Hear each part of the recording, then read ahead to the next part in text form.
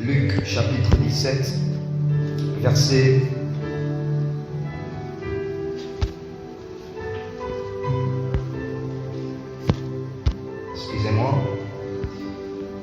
versets 17 à 23. Je lis la parole de Dieu. À l'heure du souper, il envoya son serviteur dire aux conviés: venez, car tout est déjà prêt. Mais tous unanimement se mirent à s'excuser. Le premier lui dit: j'ai acheté un champ et je suis obligé d'aller le voir. Excuse-moi, je te prie. Un autre dit: j'ai acheté 5 paires de bœufs et je vais les essayer. Excuse-moi, je te prie. Un autre dit: je viens de me marier et c'est pourquoi je ne puis y aller. Le serviteur de retour apporta ces choses à son maître. Alors le maître de la maison, irrité, dit à son serviteur: va promptement dans les places et dans les rues de la ville et emmène ici les pauvres et les extropiés, les aveugles et les boiteux.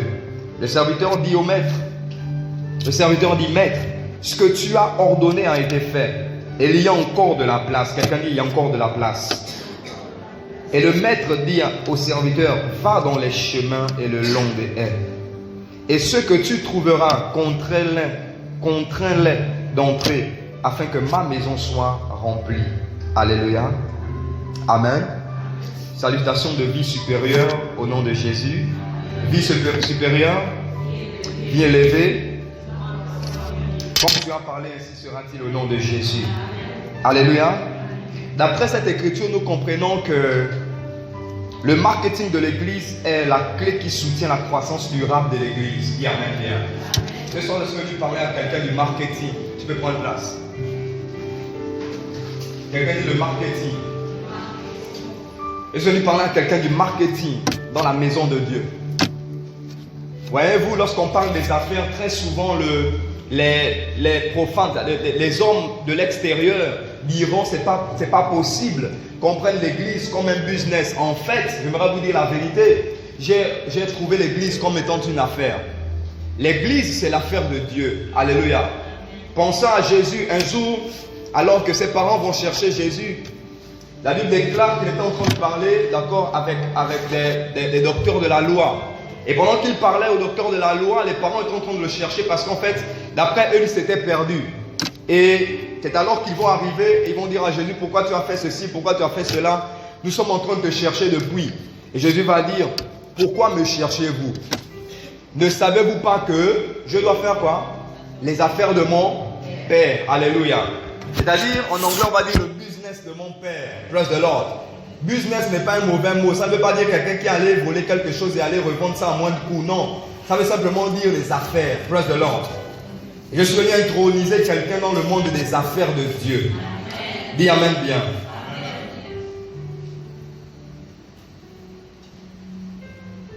Et comme nous le savons tous, la vente d'un produit ou encore les ventes d'un produit s'arrêteront là où la commercialisation s'arrête.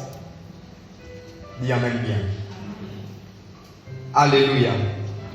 Luc, que nous venons de lire, verset 23, il dit: et le maître dit au serviteur: va dans le chemin et le long des haies, et ceux que tu trouveras, contrains-les d'entrer, afin que ma maison soit remplie. Il est de notoriété publique que malgré la qualité d'un produit, c'est un marketing efficace qui définit le niveau des ventes. Dis amen. La Bible déclare que nous sommes le sel de la terre et la lumière du monde, de notre verset d'ouverture, de notre verset de base, de même de l'année, Matthieu chapitre 5. Nous sommes le sel de la terre et la lumière du monde. J'ai envie de dire ceci. Comme quelqu'un qui aura fait secrétariat bureautique ou encore comme un assistant manager, nous devons vendre l'image de notre entreprise. En fait, j'ai envie de dire ceci. Lorsqu'on part pour la première fois dans une entreprise, nonobstant le fait qu'on rencontre d'abord les vigiles et les membres de la sécurité, donc on les appelle comme les réceptionnistes.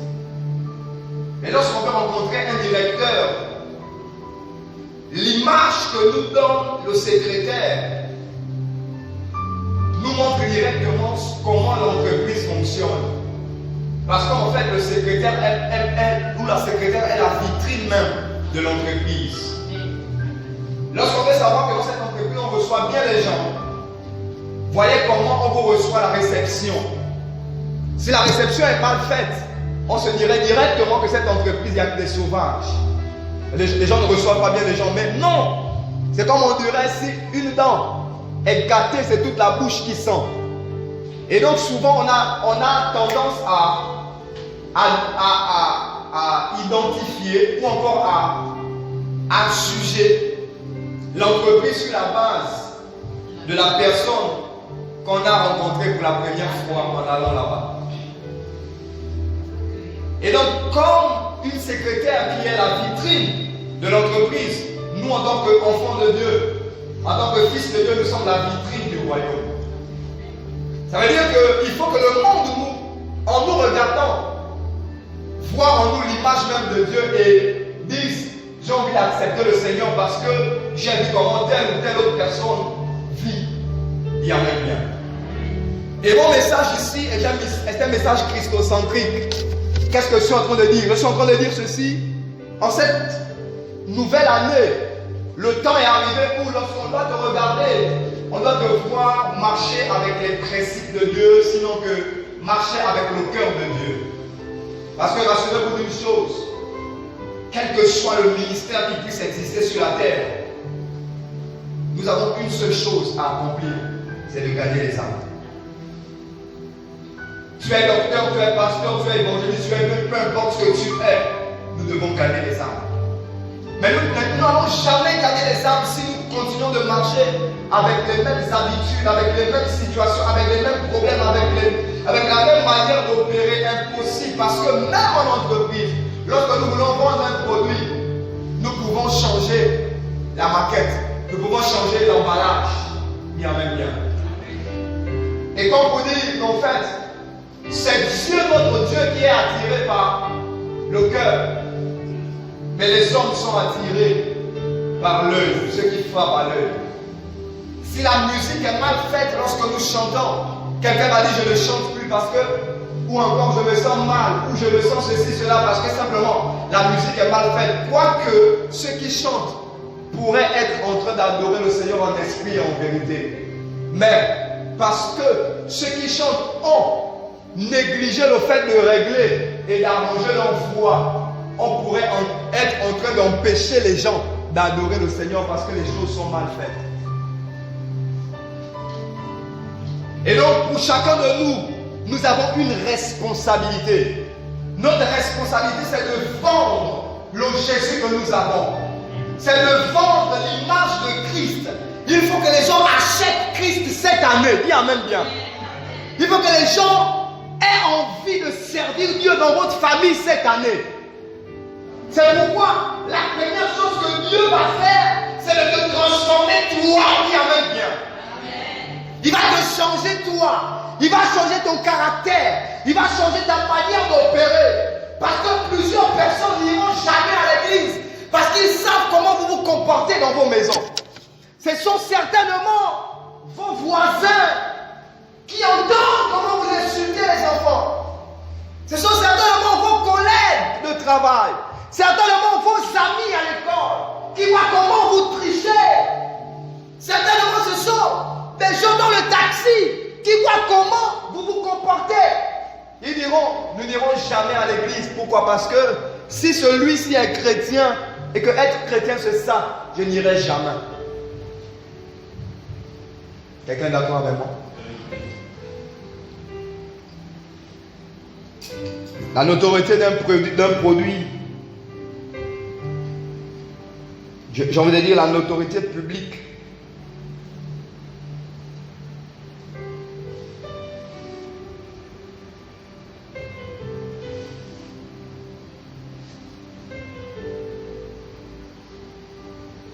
est déterminée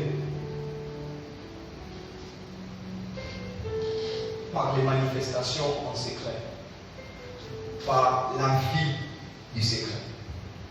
Donc je dis ceci, avant que Dieu t'expose en public, il s'assure qu'en privé, tu vas lui faire quelque chose de bon. Il amène.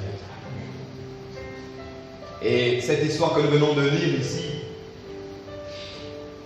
qui est triste, parce qu'il y a plusieurs personnes comme ça. Et j'aime un nom de Dieu, le bishop Daniel Holmes, qui a écrit Anakazo. Et en fait, dans ce verset, vous allez beaucoup retrouver le mot Anakazo. Si vous savez lire en grec, il dit va dans les rues. Il dit tout ce que tu trouveras contraint. L'Anakazo, il dit contraint. Il dit contraint, mais ça veut dire le temps est venu où vous ne devez plus être gêné de parler de Jésus.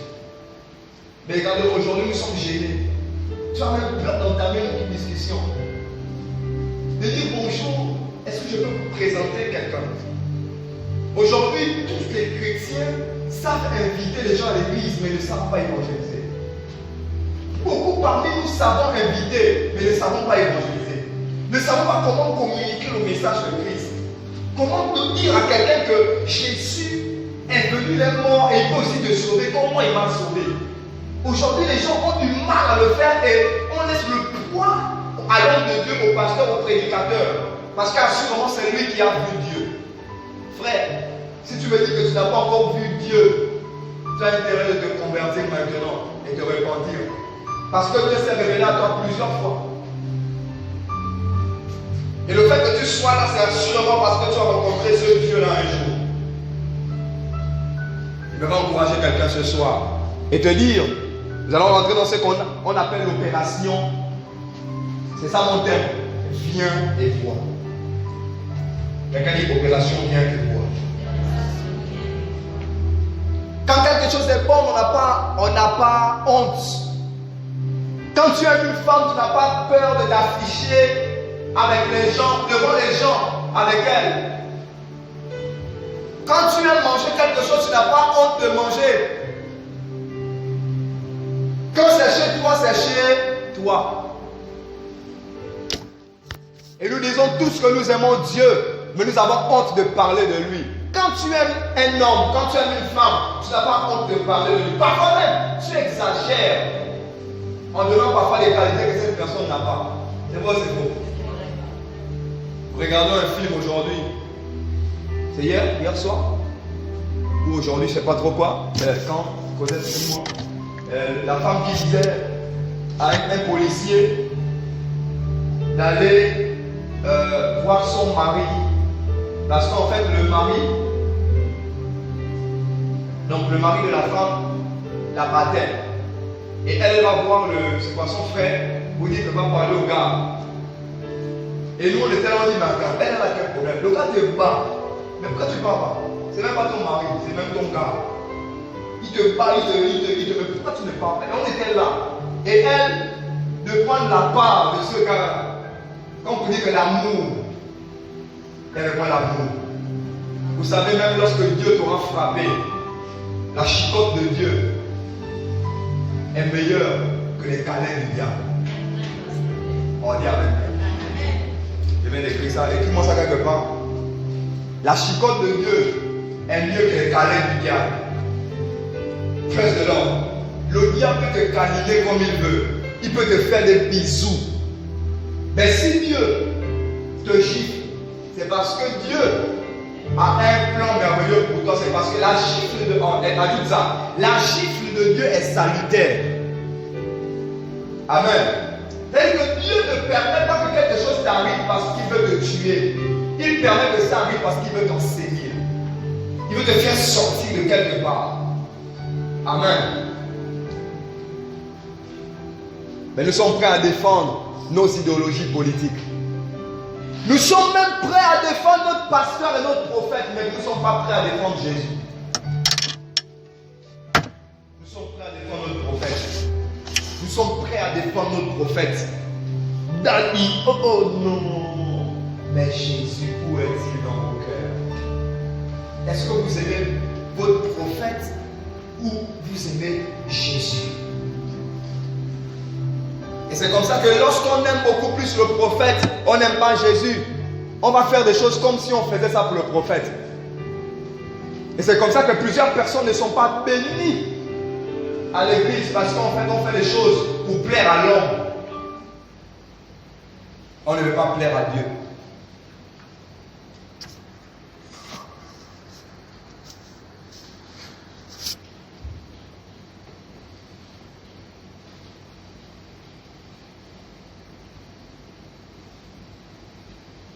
Malgré la qualité d'un produit.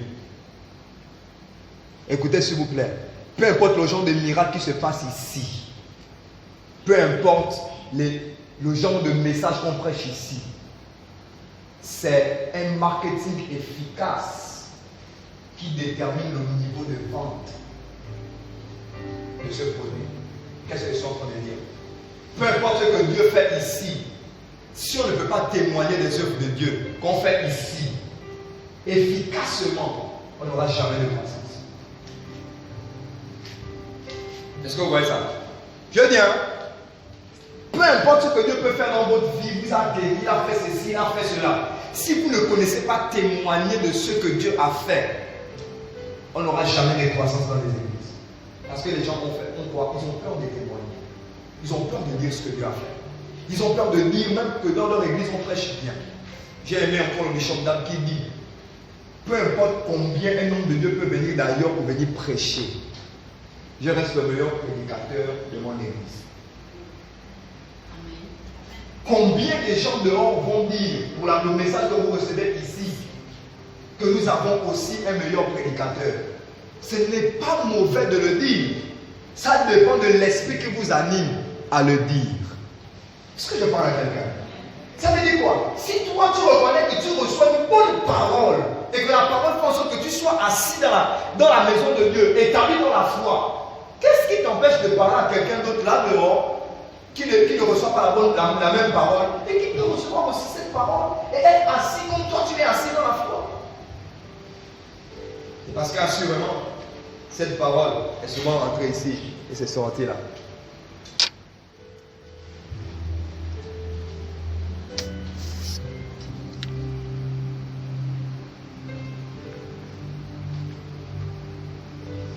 Dans le même esprit, le marketing de l'église s'arrête là où la croissance de l'église s'arrête.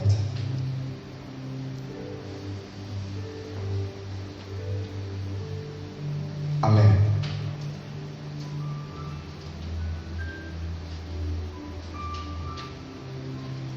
Est-ce que vous savez que dans les Écritures, oh j'aime ça parce que c'est ce qui va se faire durant toute cette année. Dans les Écritures, c'est André qui allait dire à Pierre,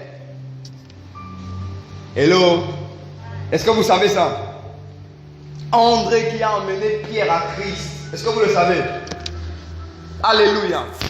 C'est pourquoi dans certaines églises, il y a même l'opération André.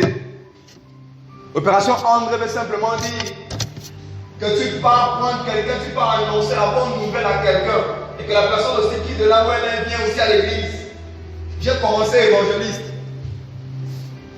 et je ne vais pas cheminer et abandonner l'évangile. Impossible. J'ai dit à ma fiancée, quand on sera mariés, on va dormir ensemble comme ça. Chaque fois que tu me réveilles comme ça là. Évangélisation. Praise the Lord. Elle me bouscule la nuit. L'évangélisation. Pourquoi? Parce qu'en fait, c'est le cœur de Dieu. J'ai envie de dire les hommes que nous devons vraiment respecter. Ce sont les évangélistes. C'est les gens qui vont et annoncent l'évangile. Vous qui voulez être prophète. Les évangélistes, ce sont des gars qui, après évangélisation, ne leur dit pas merci. Mais pourtant, c'est eux qui nous connectent à Dieu. Mais on ne leur dit jamais merci. On dit beaucoup plus merci aux prophètes. On dit beaucoup plus merci aux pasteurs. Mais l'évangéliste, c'est lui qui part dans la boue pour aller chercher les gens, pour les emmener à l'église, pour faire des pasteurs des grands hommes. Ce sont les évangélistes. S'il y a un ministère dans lequel tu dois t'investir cette année, l'évangélisation. Parce que s'il vous plaît, sans peur aucune de me tromper, et j'ai lu ma Bible, tous ceux qui ont gagné les âmes n'ont pas fini petits. Ils ont toujours fini grands. Pourquoi? Parce qu'il n'y a aucune personne qui marche avec le cœur de Dieu que Dieu peut abandonner. L'évangélisation, c'est le cœur de Dieu, s'il vous plaît. C'est le cœur de Dieu. Quand le cœur de Dieu saigne, c'est parce qu'il veut voir les gens être sauvés. Et même dans l'église, il y a des gens qui ont besoin d'être évangélisés. Quoi casser à l'église? Recevons la parole tous les jours. Les lampades et les amen. Ces personnes ne sont pas converties. Elles ont besoin parfois de recevoir le message du salut. Parce que nous, lorsqu'on se convertissait, lorsqu'on recevait la parole, on voulait sortir pour aller gagner des âmes. Qu'est-ce qui s'est passé que depuis que ça fait plus de 3 ans que tu es converti, la passion pour le gain des âmes a disparu? C'est quoi l'histoire? Le diable est venu, il a fait quoi? Il a enlevé cette passion que nous avons. Écoutez, nous devons aller et nous devons tous marcher cette année dans cette opération. Venez voir. Quelqu'un dit venez voir. On appelle les gens pour venir voir ce que Dieu fait. Dis amen bien. Regardez, on n'est pas dans n'importe quel hôpital. On part dans un hôpital sur la base des témoignages que les patients qui étaient là-bas ont eu. Et aussi le témoignage du docteur là. Si on sait que le docteur là, il est bon, il est spécialiste dans tel domaine, vous allez voir les gens vont courir là-bas. Toute personne qui aura un problème particulier de tel genre, donc la spécialité du problème du médecin, tous iront là-bas. Praise the Lord. Praise the Lord. Cette année, tu vas connaître ta spécialité. Amen. Et les gens viendront vers toi au nom de Jésus. Amen. Dis bien Amen. Écoute-moi s'il te plaît, s'il vous plaît, écoutez-moi, s'il vous plaît. Tous autant que nous sommes, lorsque nous avons reçu Christ, nous avons reçu au moins un don. Au moins un don. Au moins un don. Au moins un don. J'ai envie de dire, si peut-être tu parles en langue, le parler en langue est là pour authentifier, oh oui, je le dis, pour authentifier le don que tu as reçu de Dieu pour les autres. Parce que lisez dans votre Bible, le parler en langue souvent est pour nous, c'est personnel. Mais il y a des dons. Ça veut dire que le parler en langue, c'est le premier don que nous recevons. Pourquoi? Parce qu'en fait, il va falloir que nous puissions communiquer dans le royaume. Mais il y a d'autres dons en toi qui sont développés par le parler en langue que tu as reçu. Et le parler en langue vient booster les dons que tu as en toi. Ah, Seigneur. Le parler en langue vient booster les dons que tu as, le don de prophétie. Le parler en langue vient booster. La Bible dit, les dons que nous avons ne sont pas pour nous, mais c'est pour l'utilité commune. Il n'y a aucun don qui est encore en aucun don. Il n'y a aucun don que tu possèdes qui est encore. C'est pourquoi plusieurs parmi vous qui avez le don de guérison tombés malades. Parce que vous ne voulez pas utiliser ces dons pour les autres. Et quoi dire simple? Si le Saint-Esprit qui est en toi, c'est le Saint-Esprit qu'on appelle le feu. D'accord? La Bible dit qu'il est descendu comme le feu. Et tu chauffes. Température. On dit que tu es malade, non? À l'hôpital, quand tu chauffes beaucoup, tu as une grande température, je ne sais pas trop quoi. Ta température est élevée. Ça veut dire en réalité que on doit te donner quoi pour baisser la température. Il y a des gens qui ont des dons en eux, c'est le feu. Il y a des jours même quand vous êtes là, vous ressentez vous brûler quelque part. Parfois c'est au dos, ça brûle. Parfois c'est aux mains, ça brûle. Parfois c'est aux pieds. Parfois la tête. Tu te demandes, mais pourquoi il brûle comme ça? C'est la preuve que tu as le Saint-Esprit en toi. C'est la preuve que tu as l'onction de Dieu sur toi. Maintenant, le Saint-Esprit veut que tu utilises ce don. Je ne vais pas te dire, généralement, lorsque les mains chauffent, ça veut dire que cette personne doit prier pour les gens. Doit imposer les mains. Ça, c'est de manière générale. Mais de manière spécifique, ça peut vouloir dire autre chose avec ta relation. C'est-à-dire par rapport à ta relation que tu as avec Dieu. Dieu peut t'expliquer qu'en fait, chaque fois que tes mains doivent chauffer, ça veut dire que tu es en présence de tel type de maladie. Est-ce que pas la température? Et comme il y a des gens qui sont là, vous pouvez savoir, quand vous êtes devant quelqu'un qui a le cancer, directement, il y a une chose en vous qui se met en alerte. Et Dieu vous dit en fait, vous savez directement, les yeux fermés. Pourquoi? Parce que c'est une chose que vous avez contacté avec Dieu dans le monde de l'esprit. Et vous savez directement que cette personne souffre du cancer. Hello.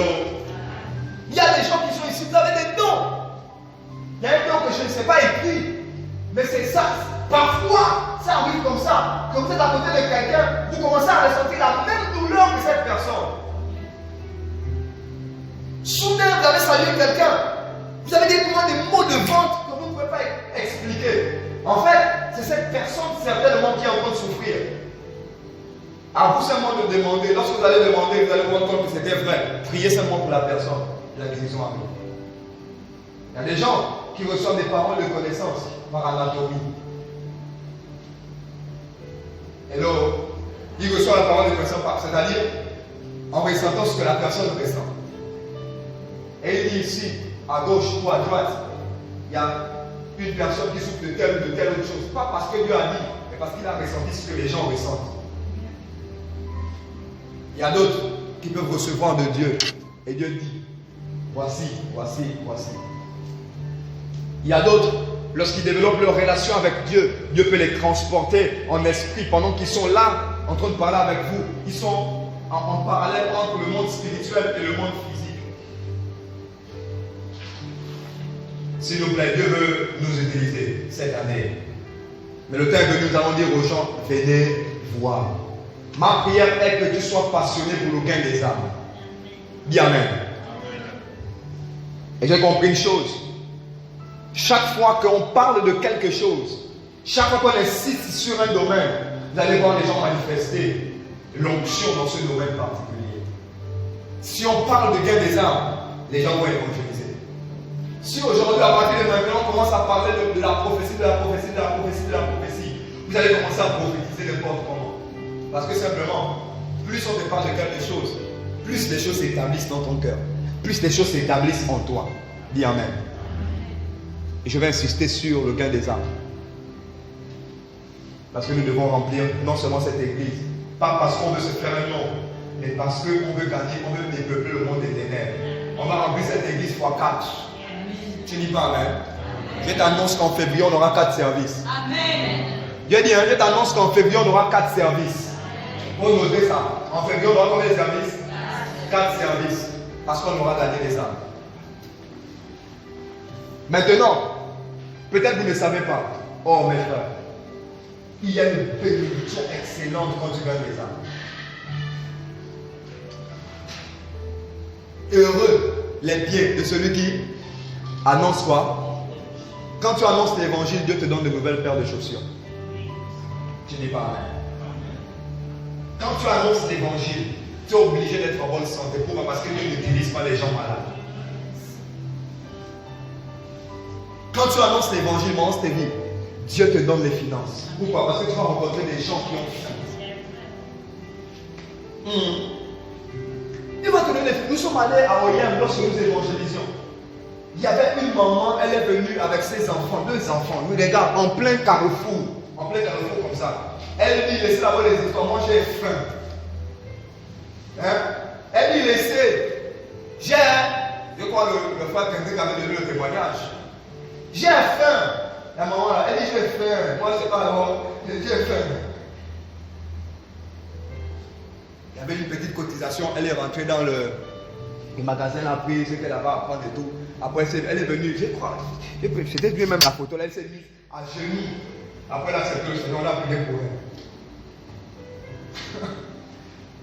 Frère,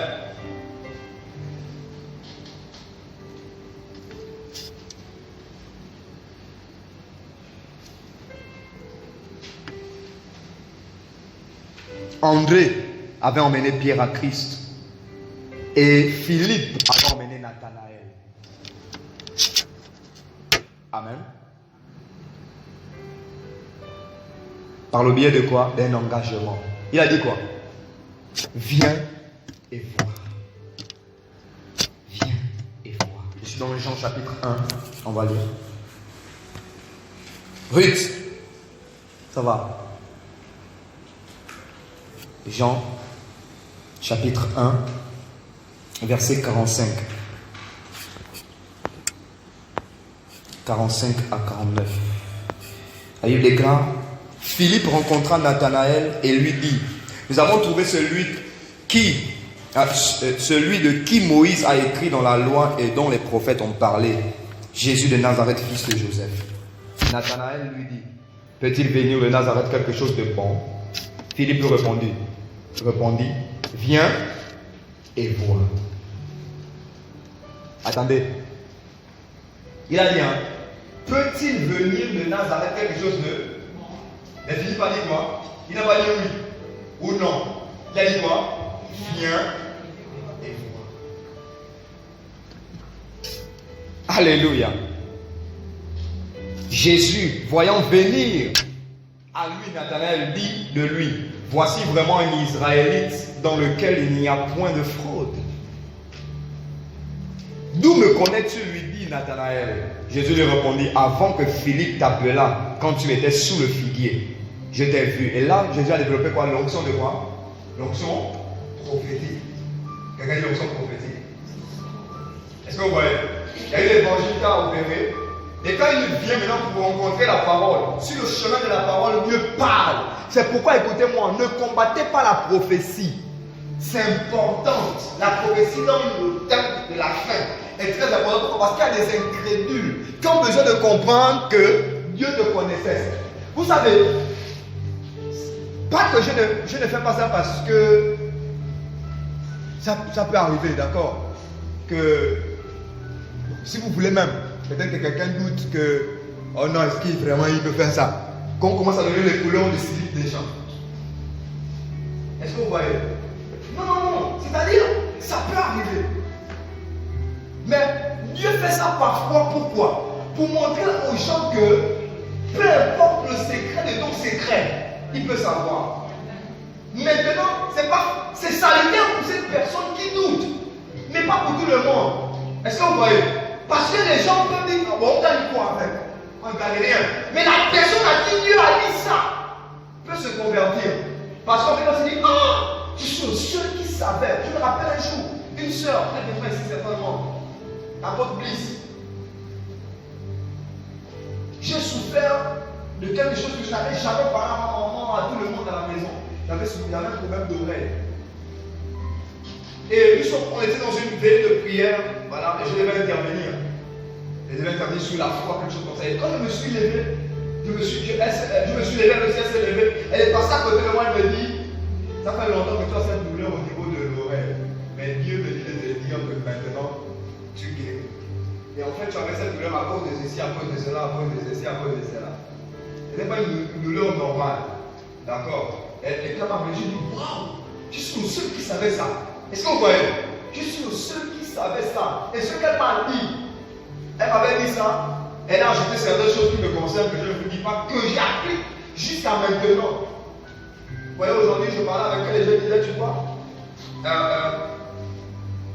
quand Dieu m'appelle au ministère, vous savez, quand Dieu m'appelle au ministère, Dieu ne m'a pas appelé comme tout le monde. Je suis allongé chez moi, quand il me demande de quitter de là, il me donne le numéro de téléphone du pasteur résident de la Windows Chapel. Je reçois le numéro de téléphone en vision. Et je me réveille, je prends le numéro de téléphone, et j'appelle 2 jours après. Et le daddy me dit, si tu ne viens pas, c'est ton problème. Regardez la chose. Et quand j'arrive, il dit, je t'attendais. Praise the Lord.